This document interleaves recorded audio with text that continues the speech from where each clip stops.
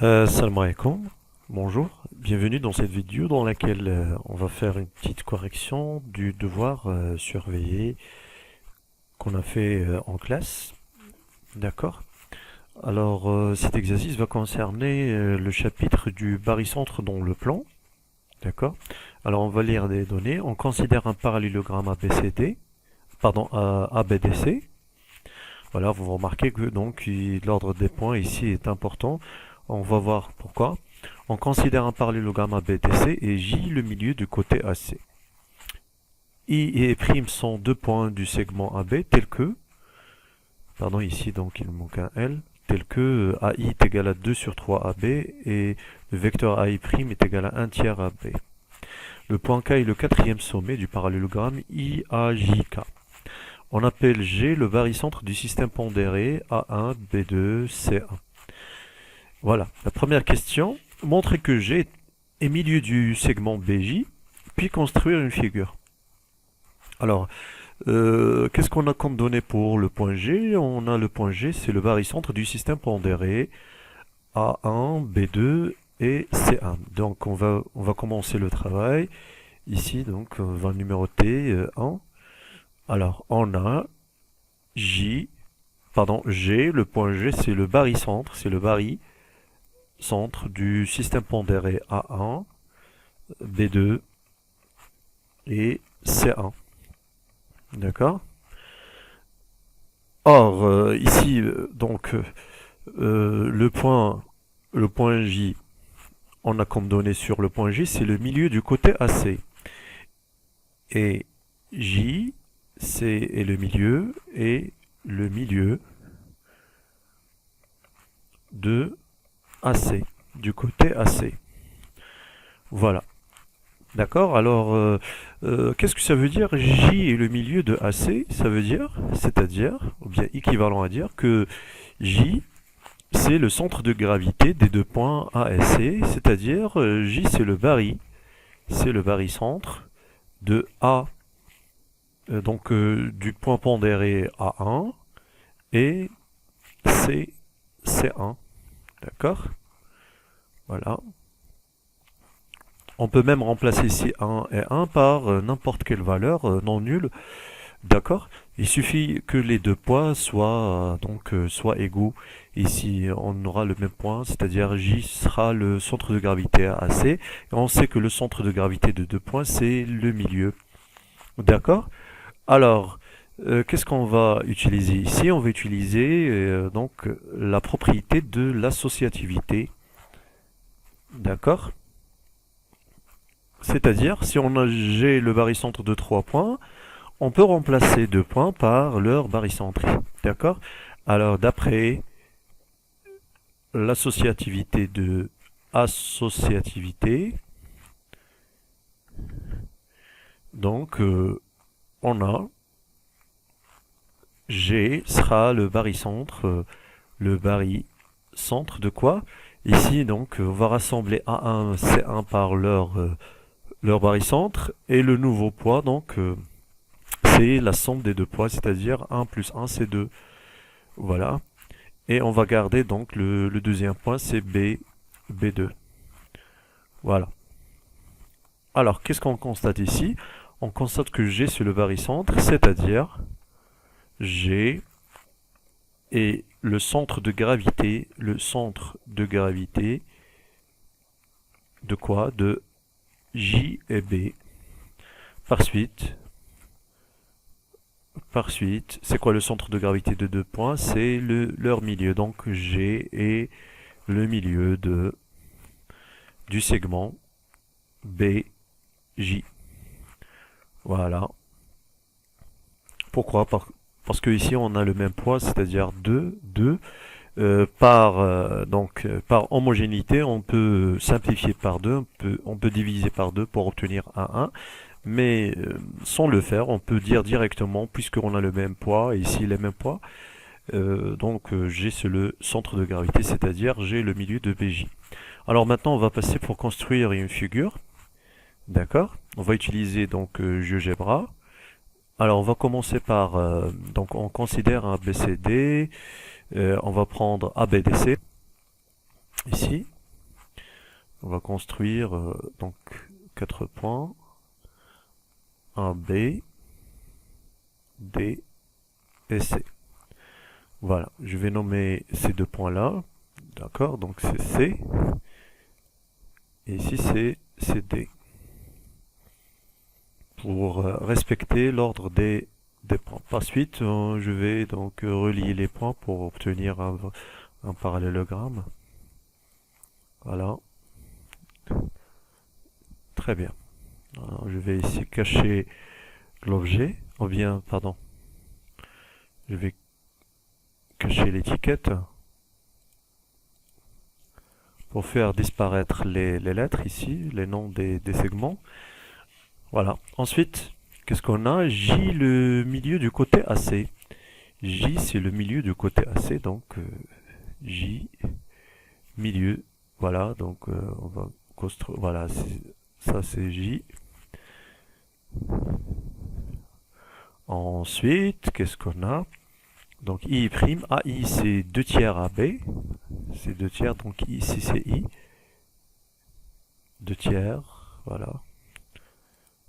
Donc je vais renommer le point pour obtenir I, et ici c'est, pardon, c'est prime, et prime, voilà. Ensuite, le point K est le quatrième sommet du parallélogramme IAJK. Donc IAJK, donc c'est le quatrième sommet pour obtenir, d'accord. Et G c'est quoi? C'est le milieu de BJ. Donc je vais relier BJ. Je vais relier B et J. Voilà. Donc je vais construire le milieu. Il y a ici, voilà.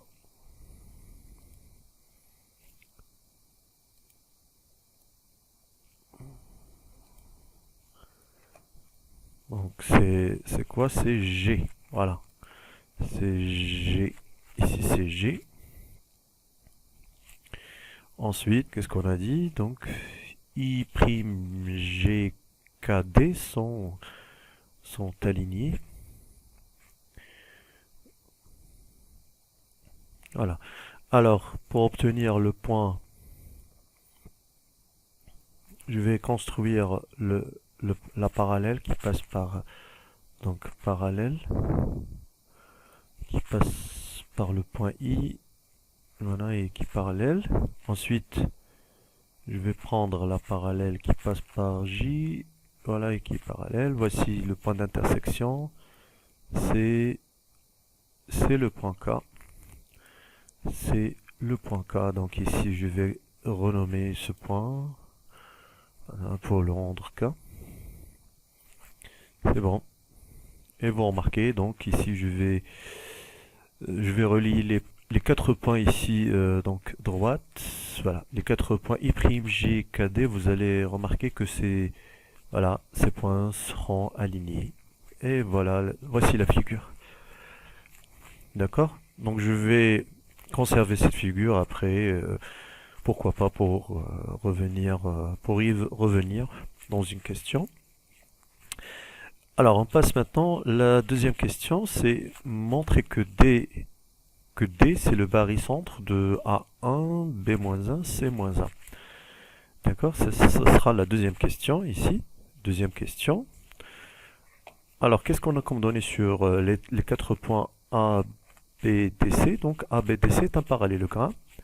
Et d'après donc la construction de la somme de deux vecteurs qui ont la même origine, donc on constate que DB plus DC, le vecteur DB plus vecteur DC va être égal au vecteur DA. Voilà. D'accord, on va dire on a A, B, D, C est un parallélogramme. Donc,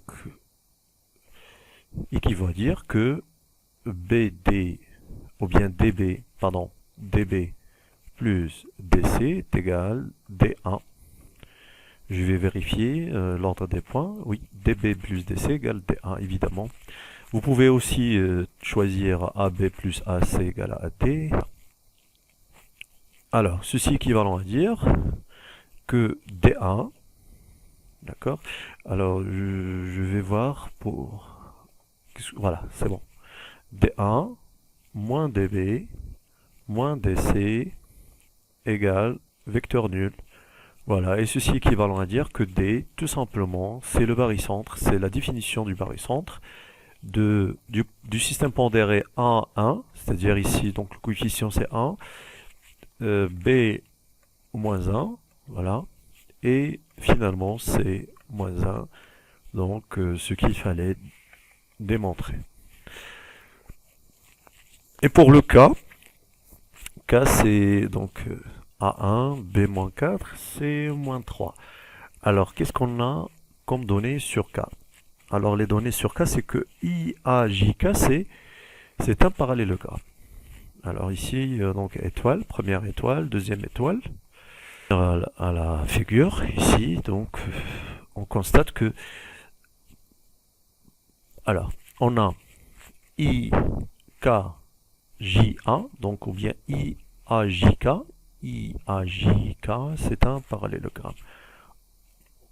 On a IAJK et est un parallélogramme.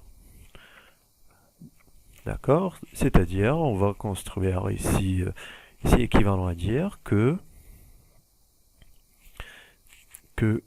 KI plus KJ est égal à KA. Et KI plus KJ est égal à KA. D'accord? C'est quoi KI? Or, KI c'est, puisque c'est un parallélogramme, donc KI c'est JA. Donc on va remplacer KI par JA. Et KJ c'est quoi? KJ c'est IA. Finalement c'est IA. Voilà, est égal KA. Ceci équivalent à dire, c'est quoi JA? JA c'est 1 demi CA. C'est 1 demi CA, vecteur CA, plus, et c'est quoi IA? IA c'est le 2 tiers de BA. 2 tiers BA est égal KA. Voilà. Donc ici, pour avoir une relation entre K, B et C, on va faire entrer le point K par la relation de Schall. On va obtenir 1 demi CK plus 1 demi K1 plus 2 tiers BK plus 2 tiers K1 est égal KA. Voilà, on va rassembler le tout, c'est-à-dire on va faire transporter les vecteurs vers le deuxième membre. On va obtenir K1 moins 2 tiers K1 moins 1 demi K1. Voilà. Moins 1 demi CK moins 2 tiers BK est égal vecteur nul. Ceci équivalent à dire, on va unifier le dénominateur ici, donc le dénominateur unifié c'est 6, donc on va obtenir 6 moins 4 moins 3, 6 moins 4 c'est 2, 2 moins 3 c'est moins 1, c'est moins 1 sur 6, moins 1 sur 6 Ka, plus 1 demi Kc, plus 2 tiers Kb. Voilà. Pour faire disparaître ici les dénominateurs, on va multiplier par 6, ou bien par moins 6. On va voir, oui, voilà. On va multiplier par moins 6 les deux membres. On va obtenir ici Ka. Moins 6 sur 2, c'est moins 3. Moins 3 Kc. On va réorganiser les vecteurs. D'accord? On va multiplier par moins 6. On va obtenir moins 6. C'est moins 4. Moins 4 Kb. Ici, moins 6 sur 2, c'est moins 3 Kc est égal le vecteur nul.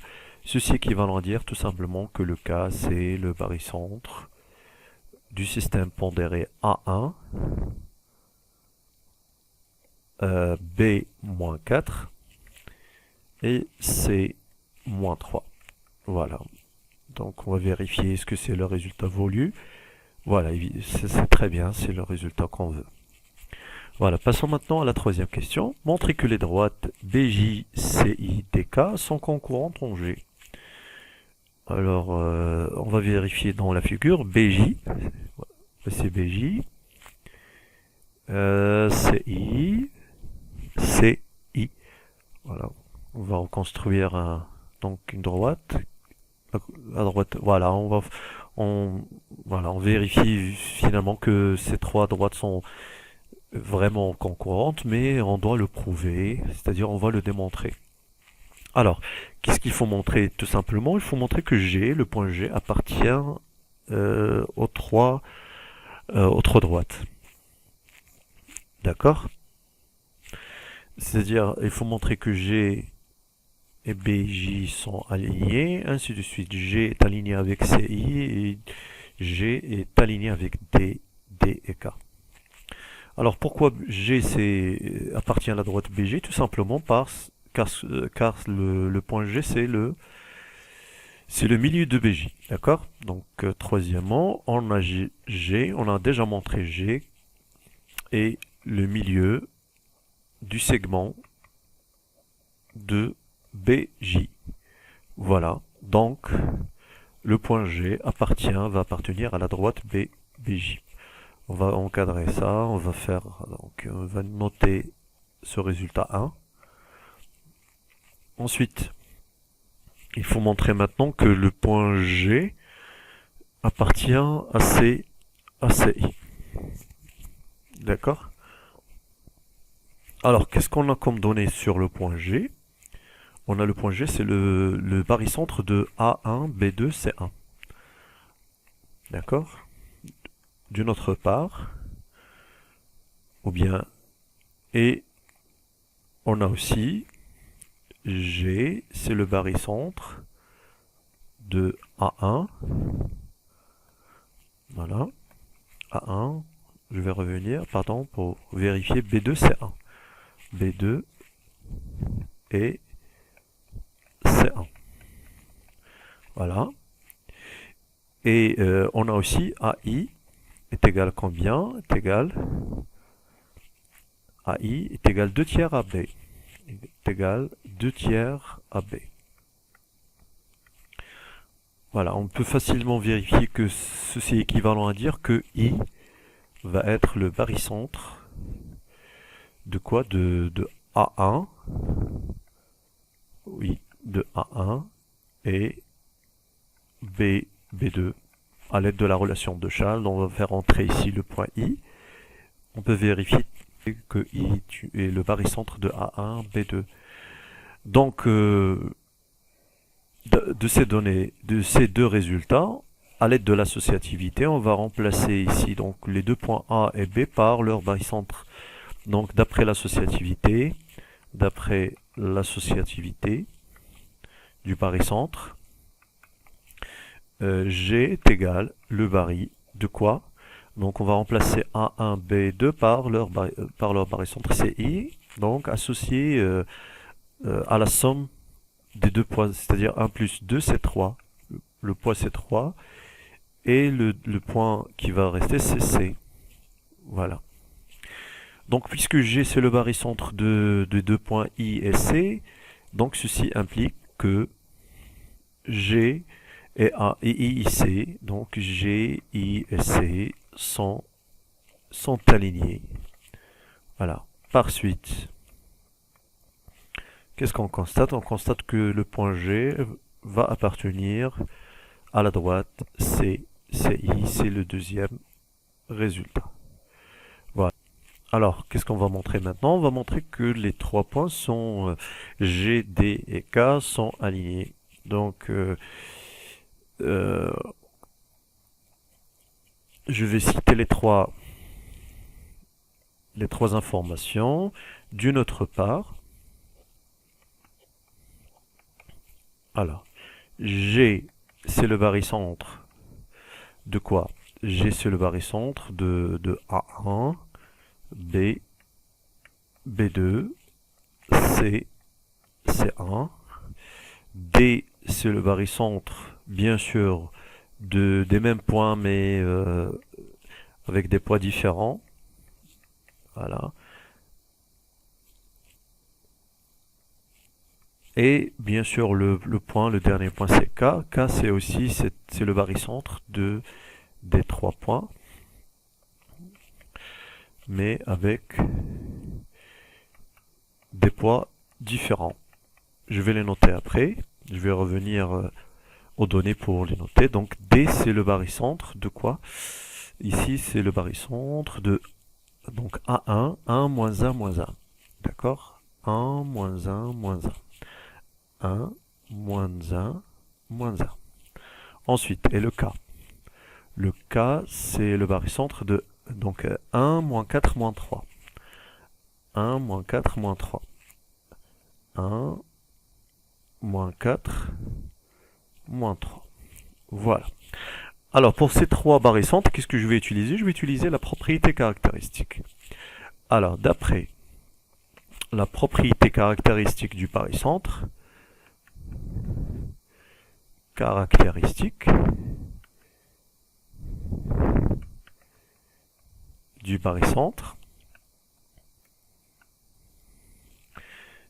quel que soit le point M du plan P, alors qu'est-ce qu'on a ici? On aura donc MG est égal, ici donc 2, 1, 3 c'est 4, la somme, voilà, 4 MG est égal à MA, 1 MA plus 2 MB plus 1 MC.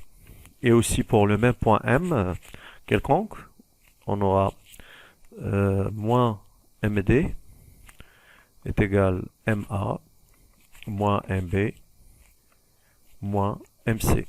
Et finalement, pour le même point aussi, donc on aura moins 3 moins 4 c'est moins 7, moins 7 plus 1 c'est moins 6, c'est moins 6 MK. Ici donc je calcule la somme des poids.